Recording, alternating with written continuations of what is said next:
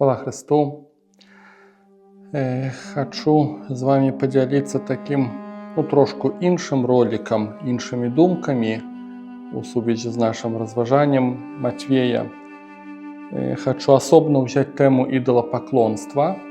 И для меня эта тема непростая, але у апошніх наших лекциях я на некалькі разоў гучала такими обрывками. І вось гэты кантэкст, што людзі хочуць, каб Христос паклаў руку, і чалавек чакаюць, што ён ацалее.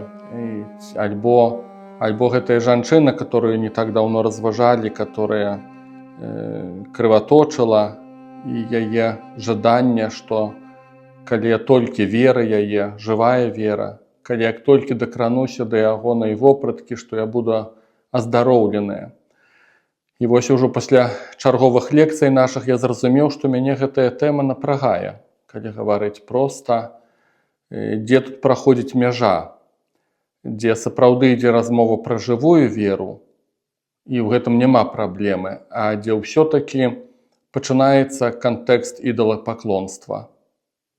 Асабліва, думаю, эта тэма такая, найбольш важная для праваслаўных, для каталікоў, таму што пратэстанты проста перакрэслілі гэтую тэму пакланення іконам, абразам і так далей, машчам святых, перакрэслілі, там усё прасцей, яе проста няма гэтай тэмы. У нас яна нібыта ёсць. І з аднаго боку мы як бы апраўдваем, і кажам, што мы ж не жалезу кланяемся, не дрэву, это не ідол для нас. Але разам з тым, недзе гэтая тонкая мяжа праходзіць. Мне часта здаецца, што у многіх выпадках мы ўжо даўным-даўно перакрочылі гэтую мяжу. І ўсё-такі я, который прабуе пазнаць нейкія замыслы Божыя, ўсё-такі для Господа гэта важна, ён перасцерагае перад ідалапаклонствам.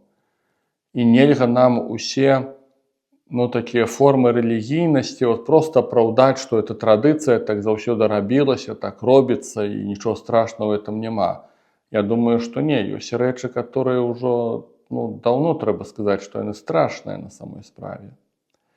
І дзе гэтая мяжа праходзіць? У мяне сэрца неспакойнае да гэтай тэмы, таму што я ведаю, што Господу ідалапаклонства не падабаецца. І гэта не толькі тэма магіі.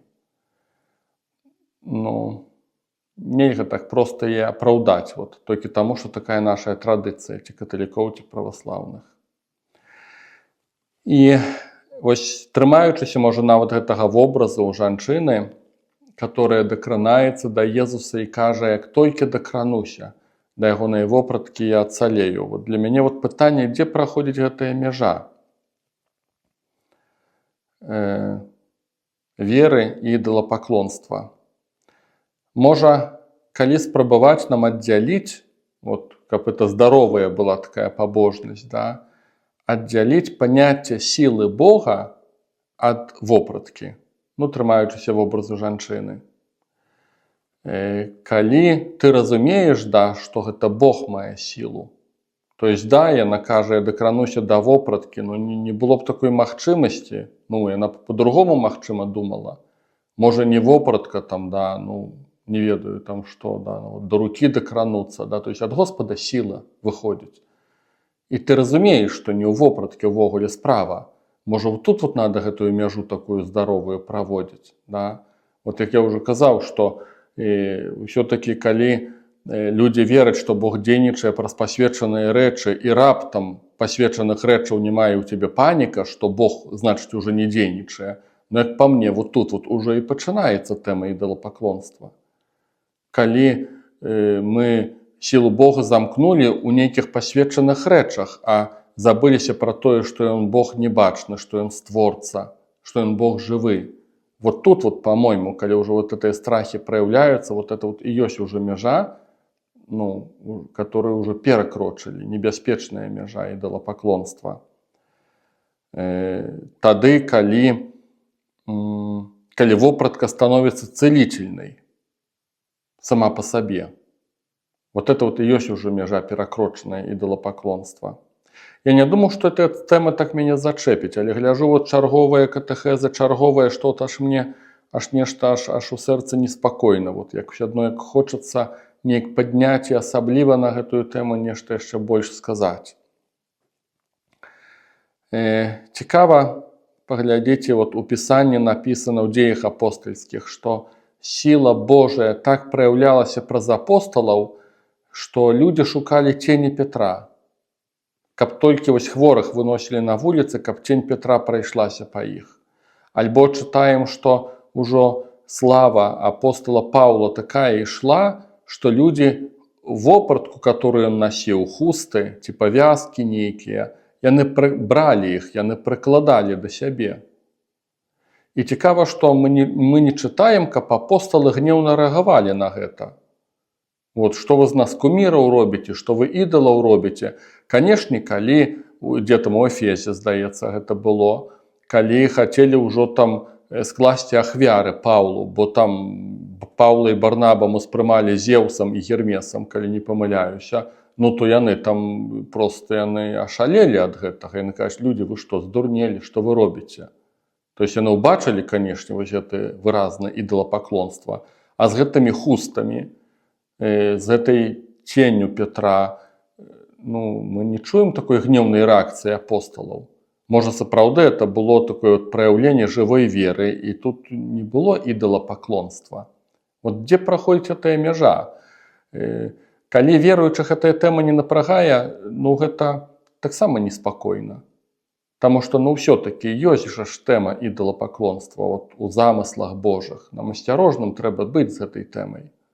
Калі мы так лёгка ўсё прапускаем і нас нічога не насцярожвае, это не добра пра нас сведчыць. Мне так падаецца. Где эта мяжа праходзіць? У Феафана Затворніка прачытаў такую фразу цікавую. Вот, яна гучыць так. Для нас, чувственных, необходимо чувственное прикосновение, чтобы принять нечувственную духовную силу. И в принципе, я с этим окресленнем згодны, что мы люди, которые живем у теле, вот, с нашим станом психофизичным, для нас трэба вот некие такие речи, каб да нечага дакрануцца, пацалаваць, пакланіцца. Ну, люди так переживают. Да. Адзінае, што я б, напэўна, не падпісаўся пад словамі Феафана, што гэта аж так необходимо. Вот ён кажа, да, што для нас чувственных необходимо. Я б не сказаў бы, што аж так необходимо. Па сабе, напэўна, такога не бачу, што ў мяне ёсць такая неабходнасць, духоўная неабходнасць. Але ўсё-таки многім людзям сапраўды гэта дапамагае. Вот так вот бы сказаў, да, што для многіх людзей, улічваючы, што мы людзі такія вось эмацыйна-псіхафізічныя, ну, для многіх людзей гэта служыць. Вось. Ну, ў нейкай ступені згодны з ім. Але, ну, мне асабіста вось гэтая чувственная такая знешняя, да, вот, няма неабходнасці, ну, мне трэба нешта іншае. Я так разважаючы над гэтым зразумеў, што мне трэба бачыць, што Бог са мной, што Ён праяўляе сілу сваю. Мне трэба чуць нейкае эха. Мне важна, калі часам людзі нешта расказваюць пра праяўленне сілы Божай. Мы это называем сведчанне. Што вот маё служэнне, што яно не пустое, што яно нешта дае, што Бог неяк праяўляе, у людзей сэрцы адкрываюцца, нешта мяняецца. Там часам нейкія цуды дзеюцца альбо не, альбо найважнейшая змена сэрца, да. Вот мне трэба, ну, гэта чуць, да, вот такое ці іншае праяўленне сілы Божай, да. Вось у нейкай ступені вот так моя чувственнасць праяўляецца, да. Як некалі чуў такую фразу аднаго пратэстанцкага пастара, ён казаў, што да, мы служым па веры, вот мы верым, што Бог ёсць там, да, што Бог з намі, і не факт, што нам трэба ўсё бачыць, але ён так сказаў, калі ты гадамі служыш і не бачыш плёнаў, но ў канцы канцоў ты стамляешся. Унутрана, як духоўны чалавек стамляешся, табе трэба, ну, вот бачыць, да, вот ёсць хаця б нейкія плёны, которых чакае Господь ад нас. У Евангеліі шмат гэтых матываў, што Бог чакае плёнаў, і табе самому хочацца бачыць хоць нейкія плёны. Ну, вот у мяне вот так вот гэтае праяўляецца, да? І ну, для мяне это важно. В нейкай ступені вот такія знакі, як вот сэрца, которое вот гарыць, гарачае, калі, напрыклад, там апошнім часам Эўхарыстыю адпраўляю, літургію, то таксама я там чую, да, што вот і забудуся пра гэтае сэрца, вот чуеш раз, яно ёсць, яно, ну, Гасподь нейкім чынам там дае знак, што ён жывы. Ну, гэта важна. Да, вот мяне такім чынам это пачуццёвасць праяўляецца, такая духоўная. Вось, але што яшчэ больш важней, вяртаючыся да думкі Феафана Затворніка, што яшчэ больш важней, што ўсё-такі трэба убачыць вось гэты пераход, як ён пісаў, да, што нам необходимо чувственное прикосновение, чтобы принять нечувственную духовную силу. То есть перайсці на іншы ўзровень. Да. І вот у чым праблема. Я вось з гэтымі чувственнымі штучкамі, да, я, як правіла, у людзей не бачу гэтага перахода. Да, ён павінен быць, як піша Феафан Затворнік. Але цяпер вот пытанне, ці па факту ён ёсць ці не. Інакш кажучы, ці людзі, ставячы свечкі, пакланяючыся іконам, там, не ведаю, там, робячы нейкі там антураж святла, да, вось, нейкі там выгляд класны, слухаючы арганную музыку, ці там робячы адарацыю са свечкамі, там пакланенне крыжу, нешта задушэўнае. Ці ў выніку вось гэтых знешніх штучак, ці ў выніку ты адкрываеш мір духоўны, который не бачны. Ці адбываецца пераход. Ён павінен адбыцца, але пытанне, ці адбываецца. Як па мне, я не заўважаю такога, на жаль. І тады, вот для мяне это пытанне. А тады навошта это ўсё? Тады навошта вось гэтае ўсё знешняе чувственнае, калі далей няма кроку наступнага? Калі оно служыць нейкай большай цэлі, окей. А калі не? І я бачу, што, ну, я назіраю, што не асоба служыць. У многіх выпадках.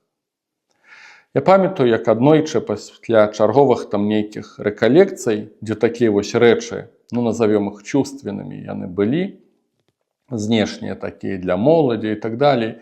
І заўсёды мне это было чужое. І я так напрагаўся, так і ўнутрана, но людзі цэняць это, нейкія плёны бачаць, да.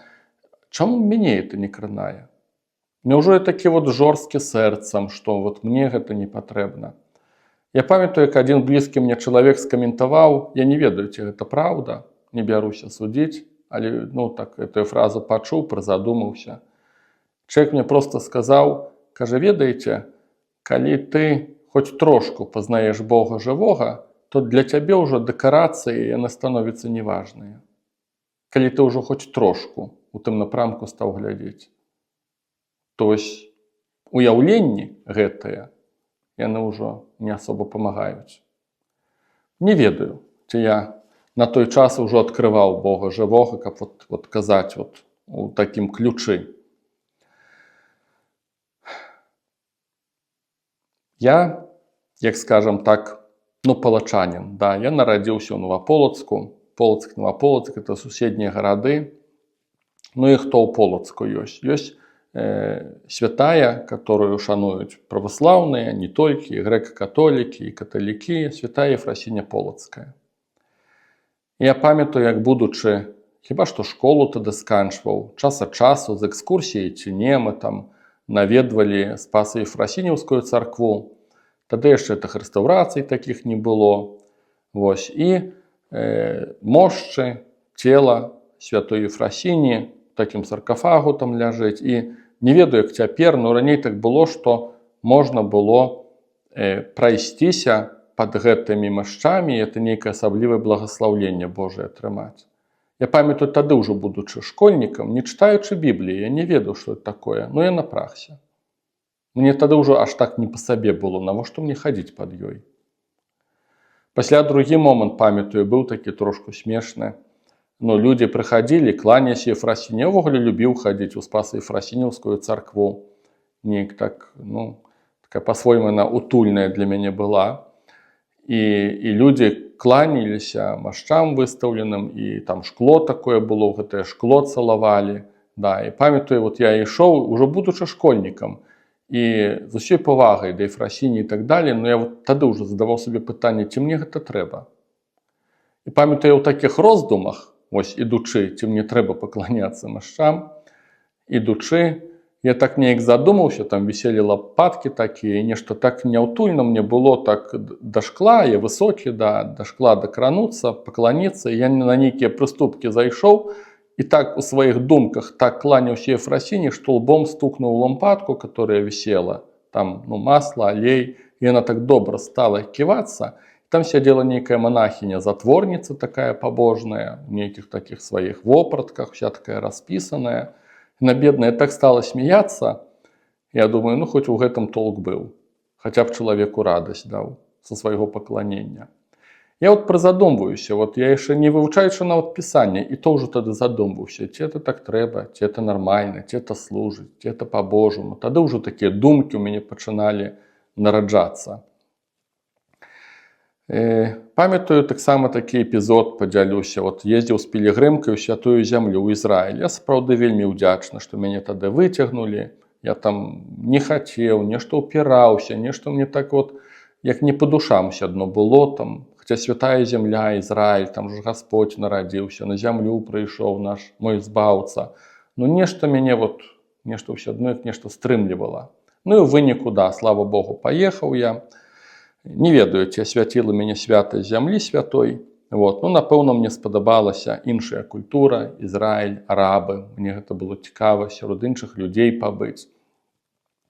І ў адным месцы, а там вядома месцаў шмат гэтых святых, і экскурсавод прапаноўвае, там, здаецца, это быў дом, дзе нарадзіўся Захарыя, магу памыляцца. Канешне, з гэтага зрабілі святыню, францысканца, там санктуары нейкія чарговыя, ці базіліка, ці што там яшчэ не ведаю. І экскурсавод, яна такая даволі спецыфічны чалавек быў, пасля аказалася кабалістка. І яна такая спакойная, як і любой групе, кажа, ну там з левага боку, ці недзе там бліжэй да алтара, ёсць месца, дзе стаяў дом Захарыі, там камень, хорошая энергетика, так вот сказала, памятаю, да, такая. Кажа, можна пайсці прылажыцца. Ну і наша група пайшла. Не ў асуджэнне, абсалютна. Это нікога не асуджаю з тых, хто пайшоў, да, ну, каб я вот не загрузіўся тады, магчыма, я пайшоў па інерцыі. Але я так стаў, нікуды не пайшоў. Стаю пры ўваходзе ў храм, нешта мне настрой адразу знік, асабліва пасля гэтай фразы. Там энергетика хорошая, ідзіце прыкланіцесь камню. Яна падышла да мяне і пытаецца, отец Александр, а вы не хочаце? А я так неяк троху разгубіўся пасля не, і я такі ёй кажу, ведаеце, у мяне на дадзены момант такі этап веры, што я ўжо камням не кланяюсь. Яна пастаяла, подумала і сказала мне, ну да, кастылі для малаверных. Я помню, мяне это раззлавала яшчэ больш. Я думаю, вот цікава, вот бізнес бізнесам, да, вот ты нават як кабалістка, нават такія погляды маеш, да, што не трэба гэтым камням кланяцца. А людзей адправіла. Да, ну, таму што это экскурсія, так прынята, так, такая патрэба нібыта ў людзей. І помню, я так запамятаў сабе гэтую фразу «кастылі для малаверных». Зноў ж, не ў асуджэнне людзей, там і блізкія мае людзі пашлі, сябры мае пашлі, там, да, не ў асуджэнне людзей. Вот. Но я просто, вот як отдельный факт, вот эта размова с этим экскурсоводом, кастылі для малаверных. Ну, неяк так. Я роблю свае іконы, абразы, дэкупажы. І апошнім разам, калі там у Буцлаве, мы прадавалі гэтыя абразы, там парафіяне мае прадавалі, і людзі, ну, падыходзілі, там былі зацікаўленыя шарбелем. І, ну, свой ажыятаж такі, вядома, шарбель, вядомы монах, там, да, вот, там прылажыцца да хворых месцаў. І калі я пачуў, як вот гэты ажыятаж, этую радасць людзей, што вот это ж так добра, вот, дошка, это можна ўзяць у руку, да хворага месца прылажыцца. Чамусьці мне так неспакойна ад гэтага сталася, калі я чуў, мне ўжо не было это смешна ад гэтага. Я сам сабе сказаў, што я хіба што больш не хачу рабіць нейкіх шарбеляў. Нічога супраць гэтага святога чалавека. Ну вот все адно як нейкая рэўнасць такая за справы Божыя, што не так яно павінна быць. Не так. Нешта тут неправільна. Нешта тут неправільна, і мы так лёгка это ўсё апраўдваем. Калі шчыра скажу, то браты мне прапаноўвалі, от зараз пілігрымкі яшчэ едуць у Рым, і гэтых браты прапаноўвалі, каб нейкую там аўтобус узначаліць этую паездку. Не супраць гэтых паездак, абсалютна не. Сам некалі ў Рыме там быў, да, і па-свойму там нават цаню гэты выезд. Нешта мне зноў спрацавала такое, што проста я не хачу. Не то, што дрэнна, это нешта страшна. Ведаеце, чалавек хіба што у гэтым ёсць жыццё духоўнае, што ты бярэш адказнасць за самога сябе. За свае адносіны з Господам, за тое, што цябе напрагае, непакоіць, да, это не заўсёды добра вот так вот рубіць, гэта дрэнна, гэта добра, гэта можна, гэта не можна. Вельмі класную інтуіцыю меў святы Ігнацый Лайола. Духоўны чалавек, который ідзе за Господам, ён задае пытанне, гэта мне служыць ці не? Кармлюся я гэтым ці не кармлюся, да. І вот неяк мне так вот запрапанавалі этой пілігрымка ў Рым, там тое ўсё, юбілейны год. Я так коротенько прислухаўся к сабе і сказаў, што не, давайте як-небудзь по-другому дапамагу, я не хачу. Неяк так, да, такія, чамусьці вот напрагла мяне тая тэма, такая трошку неспакойная. І не хачу, канешне, сказаць, што гэта ўсё паганства, што это ідалапаклонства, да, вот часта у пратэстанцкіх цэрквах можна так пачуць, што яны адразу нас так раскатаюць у гэтым плане. Можа, маюць рацыю, можа, не. Католікаў, праваслаўных раскатаюць. Я пра это не кажу, што это паганства ці ідалапаклонства. Я не ведаю. Але мяне это напрагае. Я бяру адказнасць за самога сябе, да. Не бачу ў гэтым неабходнасці, як піша Феафан, там, затворнік, да, што это неабхадзіма. Я не бачу ў гэтым неабходнасці, такой для сябе асабістай. Не бачу неабходнасці, што это мне неяк служыць, каб ісці за Хрыстом. Да, я не бачу такога. Што это мне неабходна, каб пазнаваць слова ягонае. Я не бачу такой неабходнасці. А небяспеку ў гэтым бачу. А тонкі лёд у гэтым бачу. Да. Такія высновы сабе трошку і раблю. Вяртаючыся да нашай жанчыны гэтай, которая ўжо прыйшлося мне чарговы раз да яе вярнуцца, которая крываточыць і прыйшла да Хрыста. Я пазітыўна ўсё-такі на яе гляжу. Я не гляжу на яе як ідалапаклонніцу. Да, яна казала, што дакрануся да вопраткі, яна аздаровіць мяне. Але думаю, што яна ставіла знак раўно, што ўсё-такі это сіла Божая, не вопратка аздараўляе. Так мне падаецца. І напэўна, нешта для мяне важнае, што Хрыстос неяк не папракаў яе ні ў чым, а нават назваў дачкой. А нават, як піша евангеліст Марк, ён у нейкай ступені як выцягнуў яе з цені. Яна думала, што ніхто не пазнае гэтага. А Хрыстос публічна задае пытанне, хто дакрануўся да мяне. Усё адно як запрашае яе, яна ў цяні, ніхто і не ведае, а ён запрашае, каб яна выйшла, каб усе іншыя паглядзелі на яе, таму што яна праявіла такую веру. Здаровую веру, ўсё-такі думаю, што, канешне ж, не ідалапаклонства. Але ў многіх выпадках ўсё-такі за гэтай тэмай яўна нездаровая вера крыецца. Так мне падаецца. І гэтым з вамі дзялюся. Пахвалёны Езус Хрыстус.